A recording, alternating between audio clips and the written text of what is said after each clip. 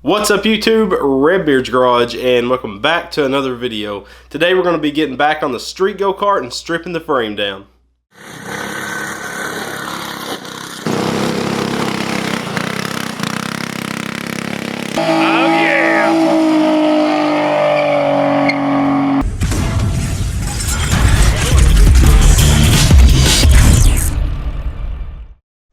So we got something that we're about to start up again that I'm sure a lot of people will be excited about. The old street go-kart. This go-kart was originally built a while ago, probably a half a year or more.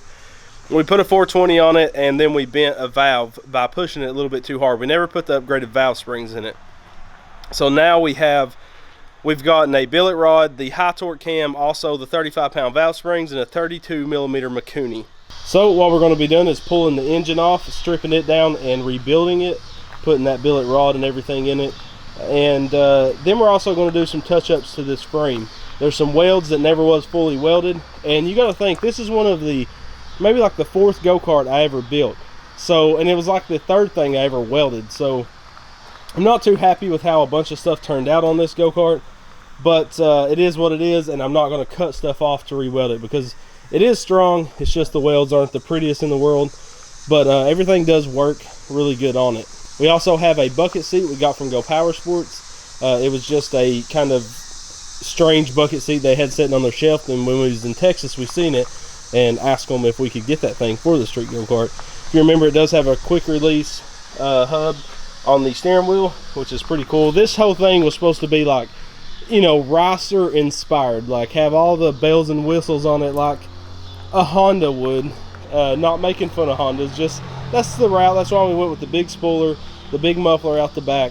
It was just I thought it was cool to make like a import style go-kart. If you notice, the bar under the engine is at a slant. That's because when I was welding this 1-inch square tubing to the 1.5-inch round pipe, I didn't get it perfectly level. So the motor is a little downhill. As you can see, I'm using some thick washers under the left side of the engine, but it works fine. The chain tensions, the chain is straight, actually, you can see there. So we're not going to mess with that any. That's fine. It just does bug me looking at it from the rear, and you can see that that bar is downhill. Also, this axle is garbage. We got it from BMI Karts, and it was actually rusted before we took it out of the box. Got it in the mail and it was rusted. Not trying to beat up on BMI Karts, but that's a trash axle. So hopefully we're going to get Go Power Sports. This is a 48-inch axle. I wanted it to have that really wide stance. And if you notice, the spoiler is the same width as the tires, because when I bought this axle, I did order a 48-inch spoiler off of eBay. We can't forget that Brad Hill built this awesome diamond plate gas tank for this engine. And we also have the red cup washers all over the engine. If you look at the valve cover, they're on it. They're pretty much anywhere we could put a cup washer, we did. They're underneath on the heat shield, and they're everywhere. So if you want these cup washers, if you'd like to have them on your go-kart, you can email me at Greg@RBG Karts, and I can walk you through how the process of buying some and the prices and whatnot. They do add a lot to the engine, and if I'm building a go-kart, I like to make it look cool as if you was building a car. You would want the engine to look cool, so that's the reason we went with cup washers on this engine and that awesome gas tank. So what we're going to do now, we also have some black wheels like we put on street go, or the Little Red 2.0. So we'll be taking these wheels off and using them for another project that is up under that tarp, and we haven't showed it yet. But we're going to put the black wheels on here and some new tires, and also a racing style bucket seat. So let's get this unloaded and tear it down.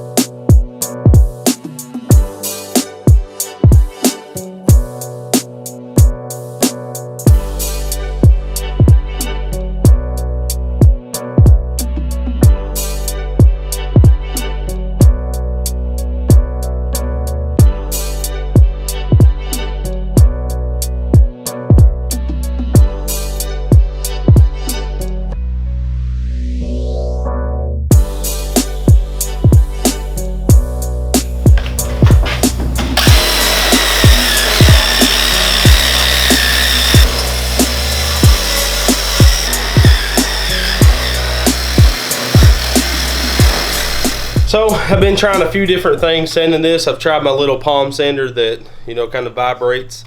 It doesn't do that well. I mean, I'd be here forever using this, and hand sanding it is a no-go.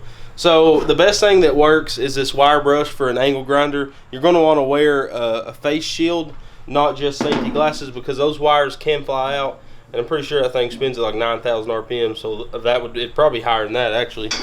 Don't know, but let's see, 12,000 RPM. So you don't want a wire going in you at 12,000 RPM. That would suck. But you can see I've got about 50% of these side bars and the little fender bars as well. It's just taking a little bit of time. This is about an hour to an hour and a half using that little that brush on that angle grinder.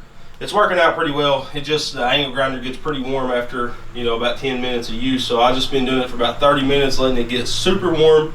And you can see we've tried sandpaper, you know, doing the sandpaper like this on the pipe, you know, dragging it back and forth.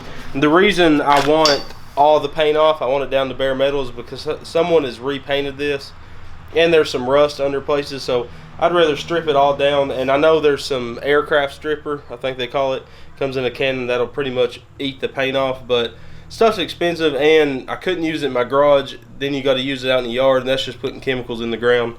I'd rather not do that either. So keep going with this. Once it's down to bare metal, I'm going to finish some welds that I never did finish when I built this thing. And I also found a crack in the frame. Right here where this little seat bracket is, there's a crack all the way around, halfway around this pipe. I don't know if the camera's going to pick it up or not, but I'm going to re-weld that, and I may put a brace going back and forth right in this area. That could have happened before I built this whole back section, so who knows when that crack happened. But I'm going to continue on sanding and get this thing ready for paint. Once I sand it with that, I'm painting this with bed liner, so you don't have to have it as smooth as you would if you're using just standard paint, because it is textured. So I'll probably leave it at this, you know, rough feeling, because that's really going to absorb a lot of paint, and where I can get a good thick coat of bed liner on here. I'll continue on.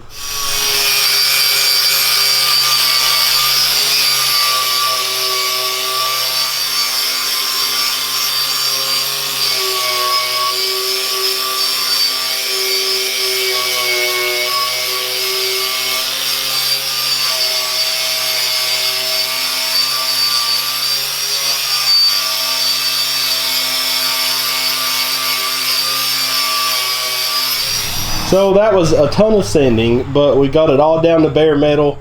Pretty much the rest of the paint that's left on there, I'm just going to hand sand it. I'm sorry if it's dark on the camera. It looks kind of dark in here from the sun coming in, but you can see it's all bare metal. We did the underneath and everything. Like I said, if there's any paint like on these rails and stuff, just going to hand sand that, feather it down, and the bed liner will cover up quite a bit of stuff. So now this thing has a lot of holes in it from where stuff was bolted to it, like roll cages and stuff. You can see right there, there's a couple. So I'm going to go through and I'm going to weld up every one of these holes and make it just where it's a solid piece of pipe. And then I found a crack. I don't know if you're going to be able to see this. You can see that crack right there. That's about halfway around the pipe. So I am going to weld that and grind it down.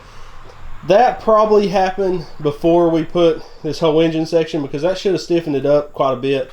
But when we put these seat braces in, that should stiffen it up even more in the center. So now I'm going to get to welding all these crevices, and I'm probably going to have to cut the little knuckles that hold the spindles, because one of them's bent. I'm probably going to just cut it, bend it back in line, and weld it back. So let's get to welding this thing.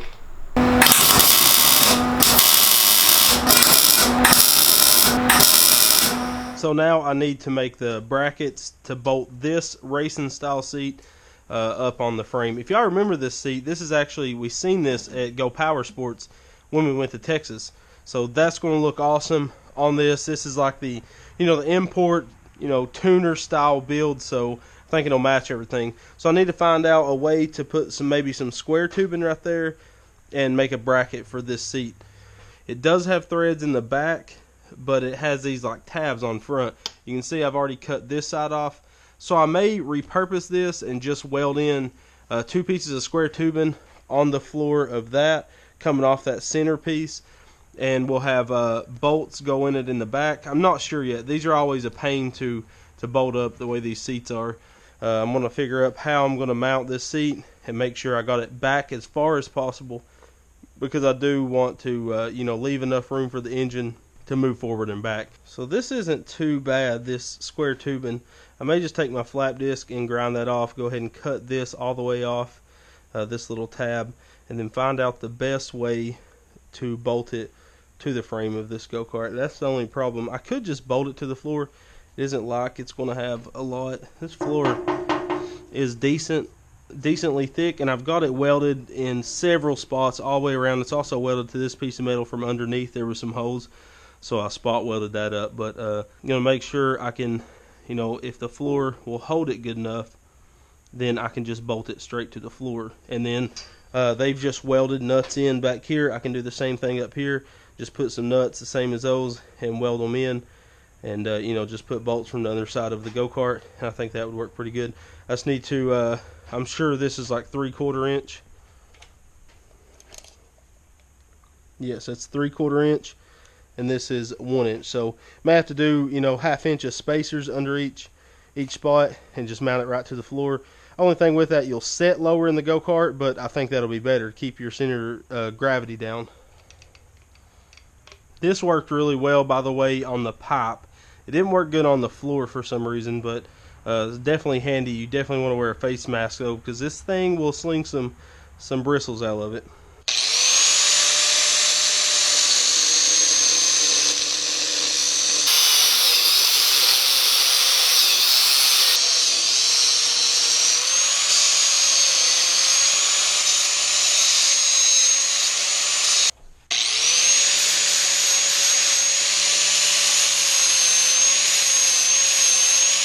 Now I can drill holes, and actually first I need to find out what threads or what bolts I have that'll fit this.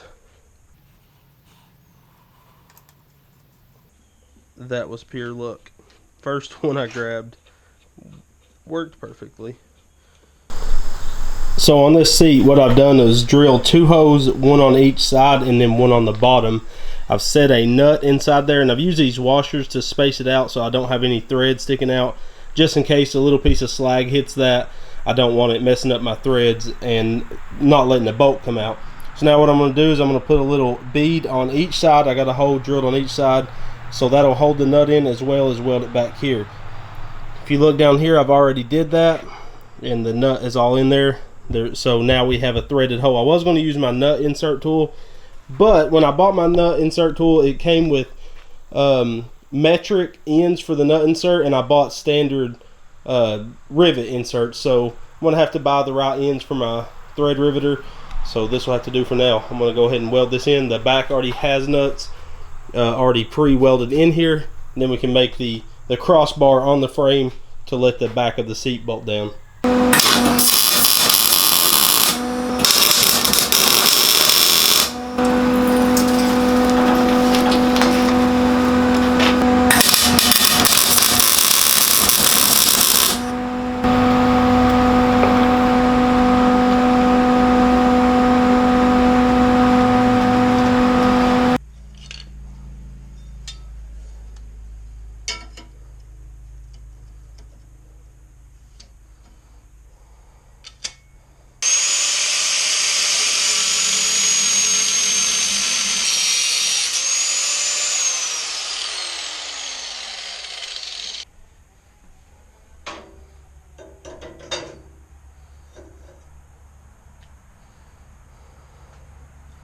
So now I'm going to set the motor on the frame to make sure I'm going to have enough room where I'm going to put my seat.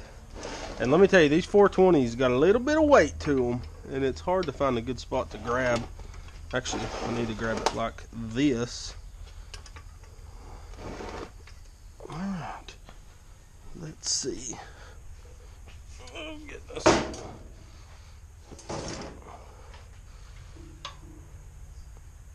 So I'm actually going to put the engine at its furthest back location, and this box will be off, so I'm going to get the seat pretty close to this, probably touching the electric start box, because I am going to put the starter up front when we finalize this go-kart. So let's grab the seat. And about right there. So what I can do is clamp that piece of steel we cut. I can clamp it on the frame right in line with the bolts, and then tack it into place. And then last, I will drill my hose for the seat to bolt down on. So I'm gonna get this clamped up, and then we'll start tacking stuff.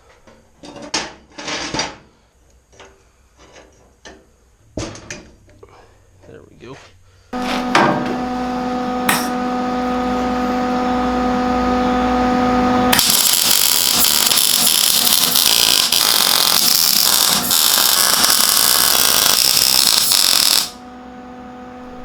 So we got a lot done on this street go-kart frame. I think on the next episode we're going to extend that front end, because I did set on the go-kart after installing the seat. The steering wheel's too low. It's kind of in, my hands touch the insides of my thighs. It's really low. So we're going to cut the whole front end off and the steering wheel and go ahead and rebuild all that. Make it probably 6 inches longer so my legs can be more comfortable. It's going to be pretty long, but it's going to be awesome with that 420 built, the new slicks and everything, that new seat. So make sure to come back next Friday to see this video get continued, and then of course Monday we got a mini bike video coming out. So thank you for watching, guys. See you on the next one. Redbeard's Garage is powered by GoPowersports.com. GoPowersports has a huge amount of awesome go-kart and mini bike parts, and when making your purchase, use the Redbeard discount code in the upper right hand corner of your shopping cart to grab yourself a sweet deal.